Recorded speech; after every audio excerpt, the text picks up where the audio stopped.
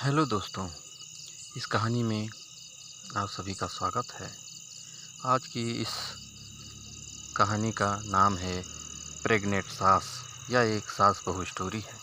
अगर आपको family story, moral story या रिश्तों की कहानियाँ सुनने का शौक़ है तो इस कहानी को पूरा ज़रूर सुनें। तो चलिए हम आप लोगों को कहानी के तरफ ले चलते हैं। यह एक मोरल स्टोरी है। बहुत पुराने समय की बात है। रुद्रपुर नाम का एक बहुत ही खूबसूरत गांव हुआ करता था। उस गांव में रानी नाम की एक शादीशुदा महिला अपने पति रजनीश के साथ रहती थी। लेकिन हैरान कर देने वाली बात ये थी कि रानी की सास गर्भवती थी और उसे गर्भवती हुए लगभग 8 महीने बीत चुके थे। गांव वाले उसे इस बात का ताना मारा करते थे। एक रोज़ जब रानी अपनी सास के साथ अस्पताल से चेकअप करा के वापस आ रही थी, तब एक बूढ़ी औरत ने, ये देखो इस बुढ़िया को शर्म भी नहीं आती है। जब इसकी बहू बांझ निकली और ये बच्चा पैदा ना कर सकी, तब इसकी सास ने खुद मां बनने का फैसला कर लिया और खुद ही मां बन गई। दोस्तों, दूसरी औरत सही कह रही हो चाची, इस बुढ़िया को तो बिल्कुल शर्म नहीं आती। इसका पति तो न जाने कब मर चुका है, फिर भी इस उम्र में पता नहीं किसने इसे गर्भवती बना दिया।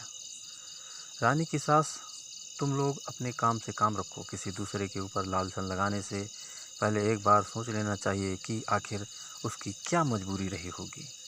पहली औरत, मजबूरी कोई भी रही हो, लेकिन इस बुढ़ापे में मां बनना आपको शोभा नहीं देता, जब आपका पति भी जिंदा नहीं है। हमारे गांव वालों पर क्या फ़र्क पड़ेगा इसका।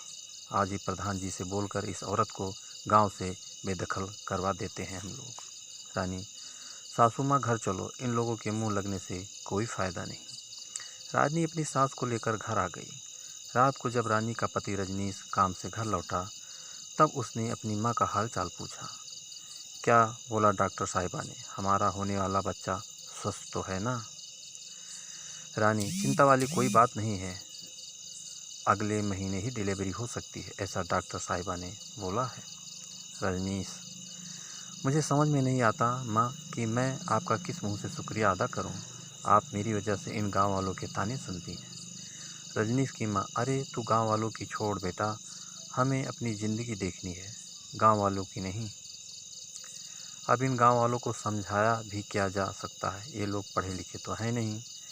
अगले दिन रजनीश के घर सुबह सुबह प्रधान जी का एक आदमी आया। रजनीश, अरे मुनीम जी, क्या बात है, आज सुबह सुबह हमारे घर कैसे आना हुआ आपका? मुनीम, आप लोग जल्दी से पंचायत भवन चलिए, प्रधान जी ने आप सबको बुलाया है। रजनीश, लेकिन क्या बात है मुनीम जी? मुनीम, वो सब मुझे पता नहीं, प्रधान जी ने बोला है कि रजनीश के परिवार को बुला लो, तो मैं बुलाने चला आया। इतना बोलकर मुनीम जी वहाँ से चले गए। थोड़ी देर बाद रजनीश अपनी पत्नी रानी और अपनी माँ को लेकर पंचायत भवन पहुँच गया। वहाँ पर उन्होंने देखा कि पूरा गांव इकट्ठा था। प्रधान जी, रजनी, इस गांव वालों का कहना है कि तुम लोग इस गांव में रहने लायक नहीं हो। तुम्हारी माँ गर्भवती है और अपना फूला हुआ पेट लेकर इधर उधर घूमा करती है।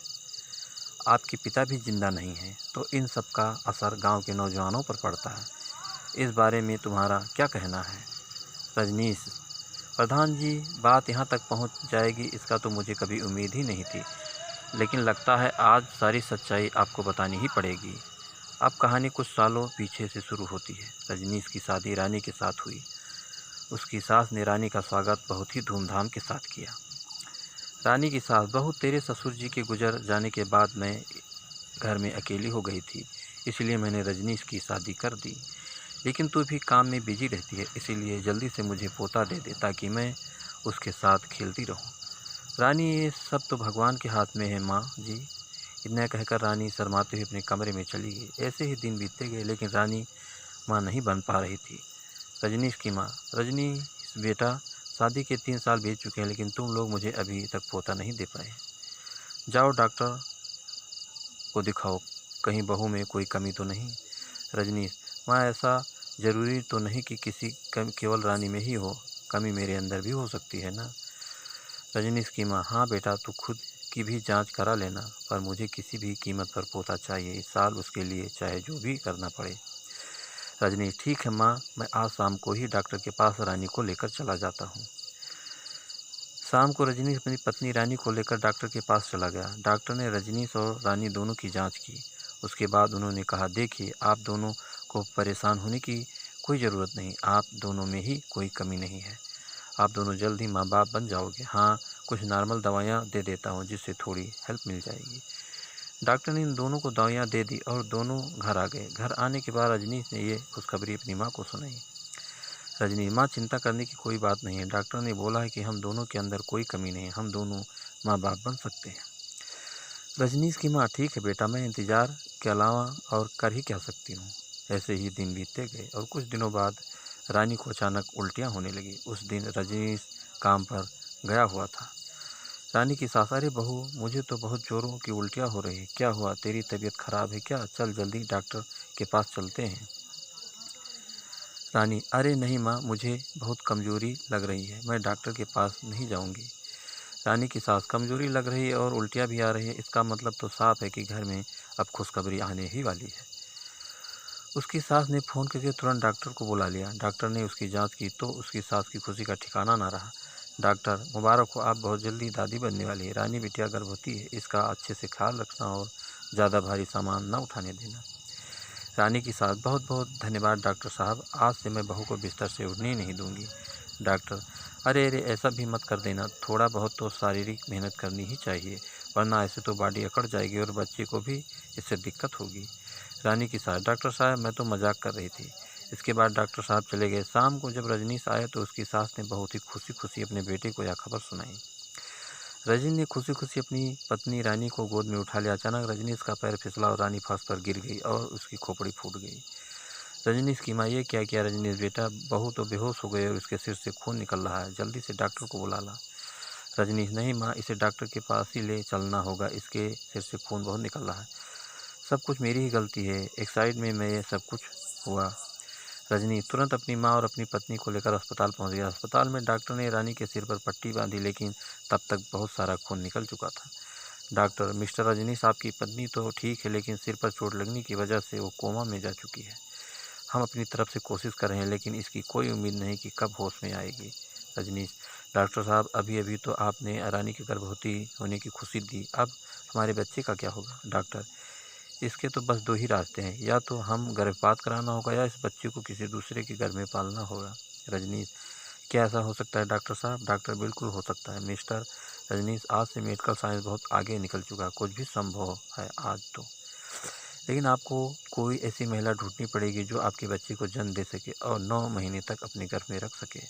अब कहानी एक बार फिर से वर्तमान में आ गई। रजनीश: प्रधान जी, मैंने अपने रिश्तेदारों में बहुत सारे लोगों से बात की, पर कोई भी हमारे बच्चे को अपने गर्भ में 9 महीने रखने के लिए तैयार नहीं हुआ।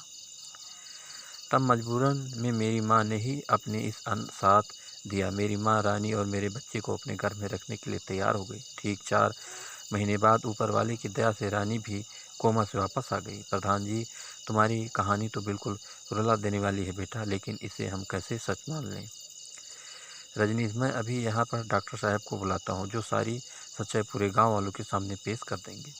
रजनी ने उसी वक्त डॉक्टर साहब को फ़ोन किया और सारी बात बताई। डॉक्टर साहब तुरंत पंचायत भवन में आ गए और उन्होंने सारी कहानी एक बार फिर से पूरे गांव वालों को प्रधान जी को बयान कर दी।